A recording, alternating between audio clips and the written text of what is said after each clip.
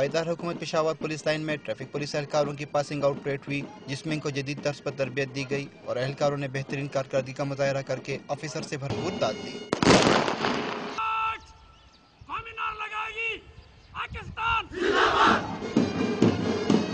जनता party को सलामी पेश की।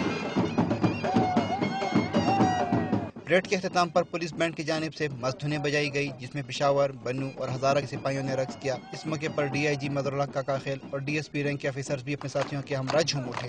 DIG का कहना था कि ट्रैफिक पुलिस को जदीद तर्ज पर तरबियत दी जा रही है ताकि वो बेहतर तरीके से खिदमत सर अंजाम दे सकें। जो जदीद तकाजे हैं और ट्रैफिक मैनेजमेंट के जो नए असूल हैं उनके मुताबिक इस ट्रेनिंग को भी इस्तवार किया गया है।